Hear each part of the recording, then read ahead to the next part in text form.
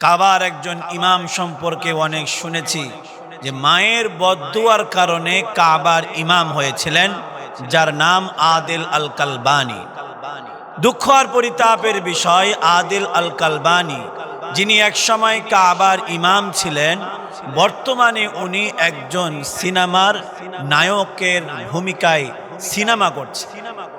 সম্মানিত উপস্থিতি, আল্লাহ রাব্বুল আলামিন কালামে হাকিমের মধ্যে বলেন, ইন্নাকা লা তাহদি মান আহবাবতা ওয়ালাকিন্নাল্লাহা ইয়াহদি মান ইয়াশা।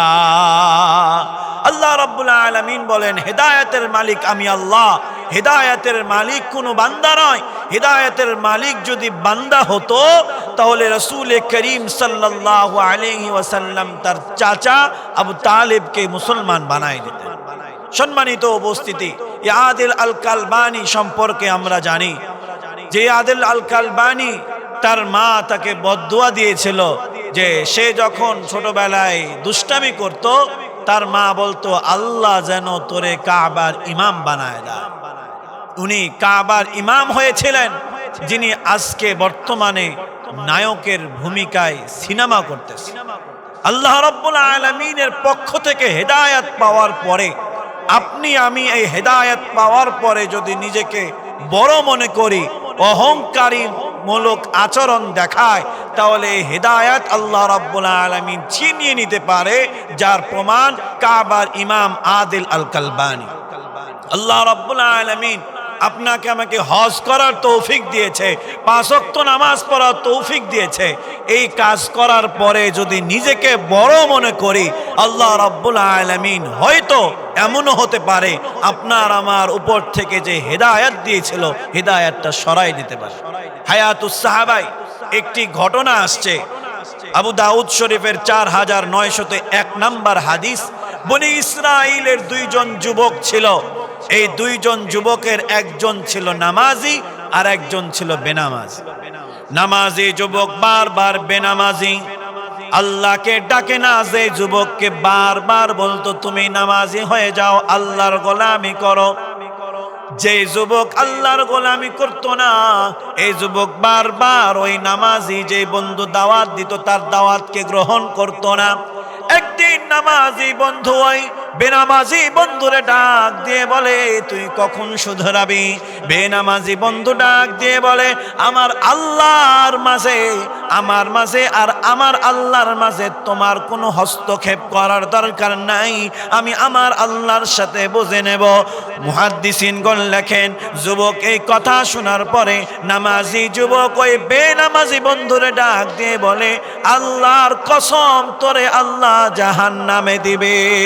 হাদিস শরীফের মধ্যে লেখা হয়, আল্লাহর রাসূল সাল্লাল্লাহু আলাইহি ওয়াসাল্লাম বলেন, এই 2 জন ইন্তেকালের পরে কিয়ামতের মাঠে আল্লাহ রাব্বুল আলামিন যখন বিচার করবেন, আল্লাহ রাব্বুল আলামিন নামাজি যুবককে ডাক দিয়ে বলবে, তুমি আমার বান্দারে জাহান্নামী বলেছিলা, এই জন্য আমি আল্লাহ তোমার এই জাহান্নামে দিলাম।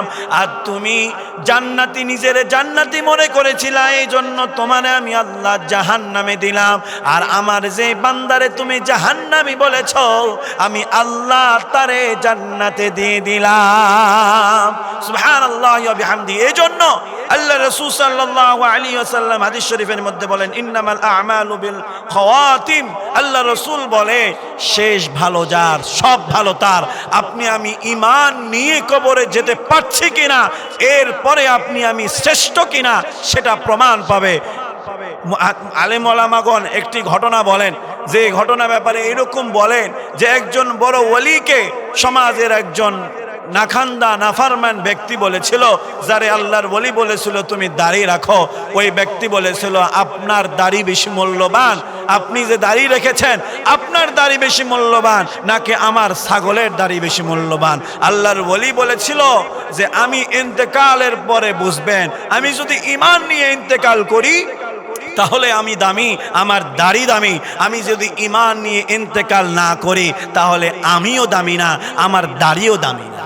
সম্মানিত উপস্থিতি, আমরা পাকিস্তানের একজন পপ সিঙ্গার জোনায়েদ জমশেদ সম্পর্কে জানি, যার অতীত জীবনটা ছিল গান বাজনা, খেল তামাশায় যার জীবনটা ছিল, তিনি মৃত্যুবরণ করার কিছুদিন আগে ইসলামকে এমনভাবে আঁকড়ে ধরেছিলেন যে মুখে লম্বা দাড়ি, প্লেন দুর্ঘটনায় উনি শাহাদাত বরণ করেছে।